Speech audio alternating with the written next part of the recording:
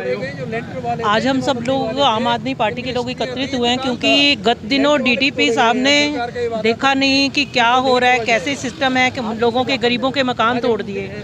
देखिए, एक इंसान किनका किनका जोड़ के एक मकान बनाता है, और जो हरियाणा सरकार है, जो मोदी सरकार है, वो ये कह रही थी कि हम गरीबों को घर देंगे। घर देने की बजाय आपने देखा होगा कि एक पर्सन जिसका घर पूरा बन चुका है, छत लेंटर डल चुका है, उसका घर तोड़ दिया गया, उसको अटैक आ गया।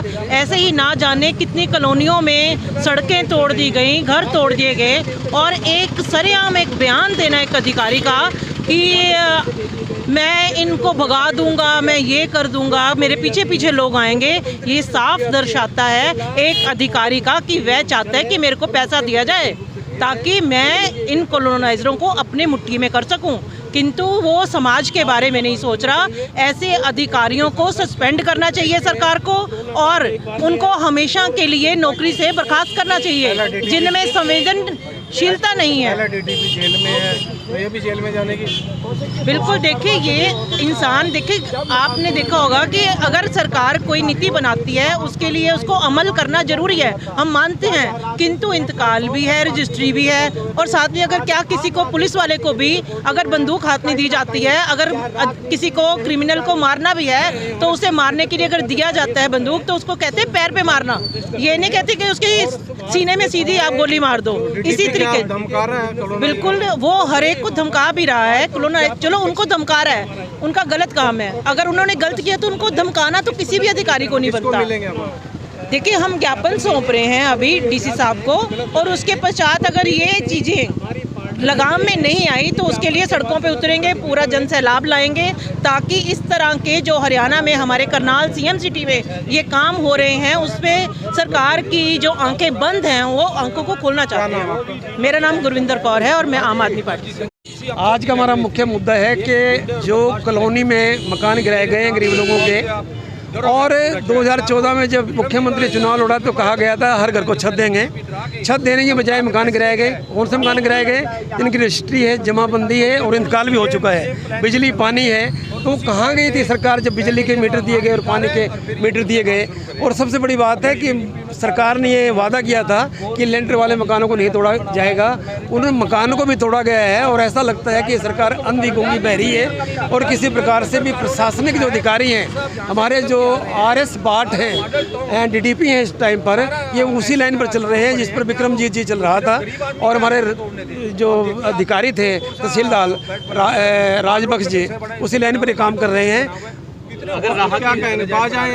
नहीं, इन्हें अधिकारियों को हम चेतावनी देते हैं कि इनकी न्यायिक जांच कराई जाए, दोषियों को दंड दिया जाए, और जिनके मकान गिराए गए हैं उनको उचित मुआवजा प्रदान किया जाए, वरना आम आदमी पार्टी सड़कों पर आकर प्रदर्शन करेगी। पिछले जो डीटीपी थे वो तो जो राह कह रहे हो तो जेल में, जेल की राह पे चले थे, ये भी उसी राह पर चले। RS भाट भी जेल में जाएंगे अगर इस प्रकार का निंदनीय अमानवीय कार्य करेंगे तो इनको जेल जाना पड़ेगा। मुख्यमंत्री राजधर्म का पालन नहीं कर रहे हैं। 2014 का जो वादा था वो भूल गए हैं। वो विधायक पहले हैं, मुख्यमंत्री बाद में है। मुख्यमंत्री बनने का मौका इसलिए मिला कि यहाँ की जनता ने उनको 2 बार विधायक बनाया, और राजधर्म का पालन नहीं करते। कोरोना के अंदर 1 बार नहीं आए, और कहीं ना कहीं गरीबों पर इतना अत्याचार, कल इंदिरा के अंदर पिस्टल दिखाकर पैसे छीन लेना, सरेआम इस प्रकार की घटनाएं। लॉ एंड ऑर्डर जो स्थिति है वो लचर है, और मुख्यमंत्री पूर्ण रूप से फेल है।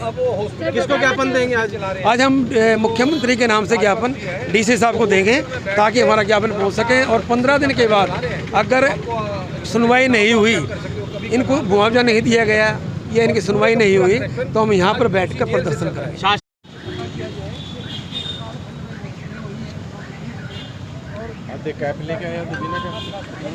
2014 में जब मुख्यमंत्री यहाँ से विधायक का चुनाव लड़ा, क्योंकि विधायक है वो करनाल से, उन्होंने कहा था कि हर परिवार को मैं छत दूंगा, परंतु छत देना तो की बात रही। 2016 तक का रोक दिया गया है। आम आदमी पार्टी इसका ही निंदा करती है, वो इस बात को उठाती है कि आने वाले वक्त में अगर मुआवजा नहीं दिया गया और दूसरी जो कुमार है, क्या नाम है, अरविंद कुमार जी से हमारा कॉन्टेक्ट हुआ था। आप देख सकते हैं कि गरीबों के आशियाने को उजाड़ने के बाद अब आम आदमी पार्टी सड़कों पर उतरी है और इस तरह से कहे कि विक्रम जेल में है। शायद आम आदमी पार्टी ने कहा कि ये जो डीटीपी है ये भी जेल की राह पर चल पड़े हैं। तो सर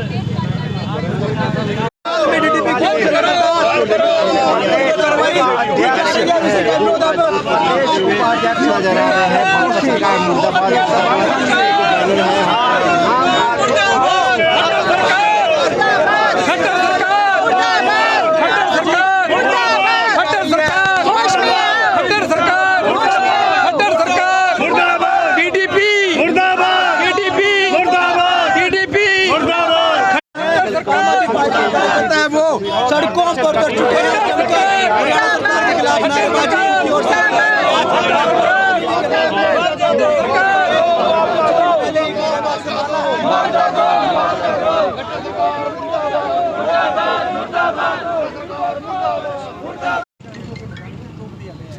आम आदमी पार्टी इसका ये निंदा करती है और इस बात को उठाती है कि आने वाले वक्त में अगर मुआवजा नहीं दिया गया और दूसरी जो प्रशासनिक किया जाए कैप लेके आया तो 2014 में जब मुख्यमंत्री यहाँ से विधायक का चुनाव लड़ा, क्योंकि विधायक है वो करनाल से, उन्होंने कहा था कि हर परिवार को मैं छत दूंगा, परंतु छत देना तो की बात रही 2018 तक का टाइम तो रोक दिया गया है। आम आदमी पार्टी इसका ये निंदा करती है और इस बात को उठाती है कि आने वाले वक्त में अगर मुआवजा नहीं दिया गया और दूसरी जो प्रशासनिक पुलिस कुमार है, क्या नाम है, अरविंद कुमार जी से हमारा कॉन्टेक्ट हुआ था।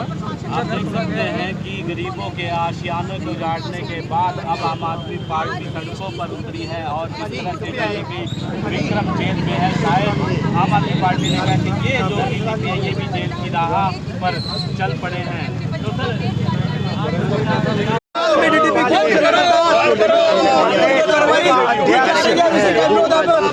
उपाध्यक्ष नजर आ रहे हैं।